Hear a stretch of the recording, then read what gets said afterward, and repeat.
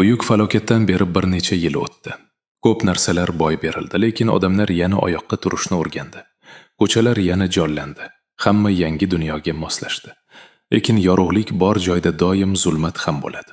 Yana to'plangan odamlarning salbiy his-tuyg'ulari iblislar uchun yemishga aylandi. Biroz vaqtdan so'ng bir yigit telefonidagi soatga qarab, "Oxirgi azo kechikmoqda", dedi. Belgilangan vaqtdan hali 1 daqiqa bor edi. Yana biroz kutishlari kerak. Guruh yetakchisi, tank rolidagi Nam Chi O Min shunday dedi. Uning ko'zi o'zi tomon kelayotgan Romeoga tushdi. Romeo yana o'sha g'alati ohangda: "Hamma to'planib bo'libdi shekilli", dedi. Chi O Min jilmayib qo'l uzatdi. "Qaranglar, oxirgi azomiz ham yetib keldi. Roza vaqtida keldi-ya." Ismini aytib Sardor ekanligini tushuntirdi. "Tanishganimizdan xursandman." "Xo'yol ham. Men ham tanishganimdan xursandman", deb qo'ydi. Ko'zi yon atrofdagi yoriqqa tushdi. Demak, o'yinchilar buni shunaqa ko'risharkanda. Oddiy odamlar yoriqlar bilan aloqa qila olmaydi. Agar u uyg'onmaganida, u ham boshqalar kabi hech narsani ko'rmasdi. Ko'z oldida tizim oynasi paydo bo'ldi. Bu xabar Knolllarning ombori haqida edi. Mos keladigan darajalar 35 dan 40 gacha edi. Vayronagarchilik darajasi esa 19,8% edi. Xo'yol bunga qarab: 35 va 40 darajalilar uchun ekan. Mening 55 darajamga ayni muddao, deb o'yladi. Ma'lumotlarni qidirib ko'rib, yoriqqa hujum qiluvchilarning o'rtacha darajasi 200 ekanini bildi. U hali bu cho'qqilarga chiqishiga ancha bor edi va Roza ter to'kishi kerak edi. Hamma ham birdaniga yuqori darajali o'yinchi bo'lib uyg'onmagani uning omadi bo'ldi. Shuning uchun o'ziga mos jamoa topoldi. Guruh sehrgari So Jonyon qo'noq tabassum bilan: "Sizlar bilan ishlashdan xursandman", dedi. Jangchi Chve Janghun ham mamnunligini bildirdi. Himoyachi Han Son Uk esa indamaygina yonlarida turardi. Chiyo Min xotirjamlik bilan: "Vayronagarchilik darajasiga qaraganda boshqa guruh allaqachon ichkariga kirib ketibdi. Bizning ham vaqtimiz bo'ldi.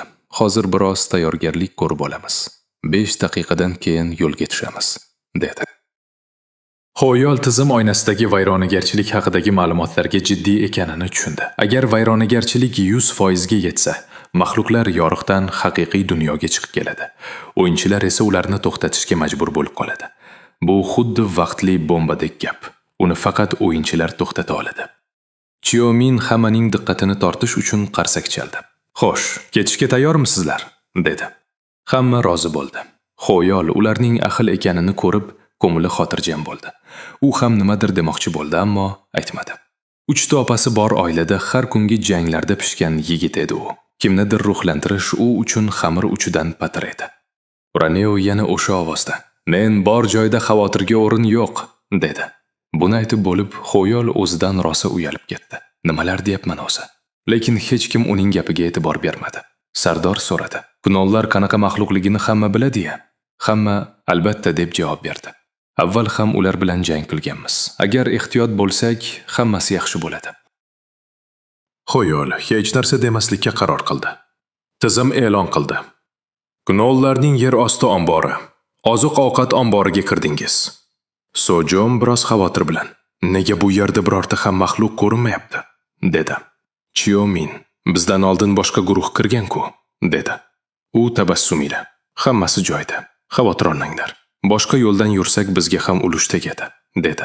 O'yinchilar unga ishonib orqasidan ergashishdi. Maqsad bir nechta knolni yer tishlatish. Xo'yol nimadir noto'g'ri ekanini sezdi.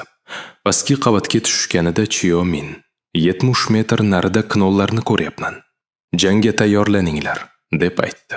Hammasi tayyor bo'lishdi. U kulib oldinga yugurdi. "Qani hujum!" Janghun ham kulib uning orqasidan chopdi. "Xo'y, meni ham kutib tur." Xo'yol xotirjamlik bilan vaziyatni tahlil qildi. Bitta to'liq himoyachi, ya'ni tank, 2 ta jangchi va bitta sehrgar. Tarkib yomon emas, lekin bular guruhni himoya qilish o'rniga maxluqlarni jalb qilyaptimi? Tank faqat himoya qilishi, asosiy zarbani esa sehrgar berishi kerak edi. Hozirgi zamonda hamma shunaqa qiladimi? O'zi hozircha baribir foydasiz edi. Demak, bu uning ishi emas. Janghun: "Kuch beruvchi baf tushishiga oz qoldi", dedi. U jilmayib: "Sal sekinroq bo'linglar, yangilar yetib ololmayapti", dedi. Xoyol sumkani ochib, eng katta muammosi tuzukroq quroli yo'qligi ekanini o'yladi. Foydaliroq narsa topmaguncha jangga aralashmaganim ma'qul. Shu payt chekkada turgan maxluqlar uni nishonga olishni boshlashdi.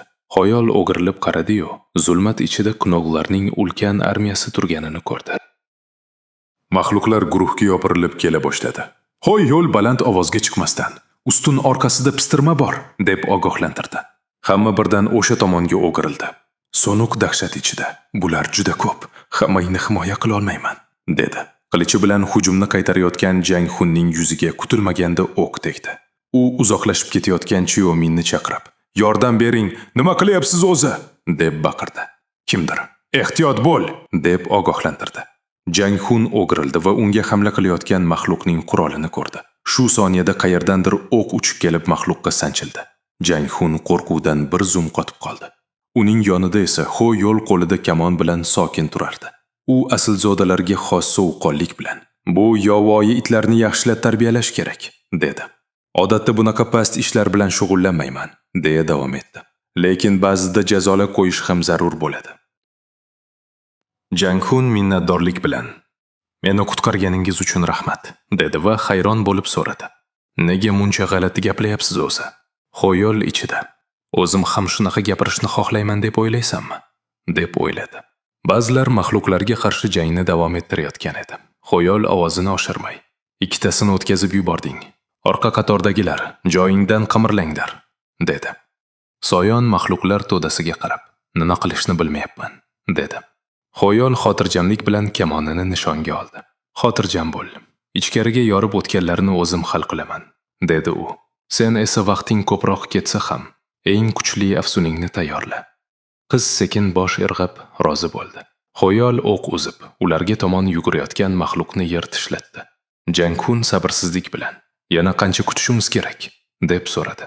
Soyon ishonch bilan, "Tayyor", deb javob berdi. U olovli o'q mahoratini ishga tushirdi. "Hamma narsa tayyor, qochinglar", deb ogohlantirdi. Shu zahoti u ketma-ket olov sharlarini chiqarib, maxluqlar tomon yo'naltirdi. Bu hujum tufayli sehrli energiyaning portlashi yuz berdi. Jang Xun yuzini qo'li bilan to'sib, "Ish berdimi?" deb so'radi. Soyon holdan to'ygan edi va "Tuzukmisan?" deb so'radi. Xoyol esa aslzodalarga xos sovuqqonlik bilan, "Men yaxshiman. Sen boshqalardan xabar ol", dedi va maxluqlarning yonayotgan jasadlari tomon qarab turardi. Tizim xabar berdi. Qimmatbaho kumush o'q olindi. Xoyol. U o'ylab qoldi. O'qlarni qayta yig'ib olsa bo'larmikan deb. Soyon unga shishani uzatib, "Boshqa maxluqlar paydo bo'lmasidan oldin shifobaxsh dori ichib oling", dedi. So'ng u yerga o'tirib dorini oldi va rahmat aytdi. Jang Xun esa yonlarida indamay turgan Chiyominga g'azab bilan qaradi. Unga yaqinlashib baland ovozda, "Siz butunlay aqldan ozganmisiz? Nimalar qilyapsiz o'zi? Mayli berkingan maxluqlarni ko'rmay qolgandiriz, lekin nega bizga yordam bermadingiz?" deb baqirdi.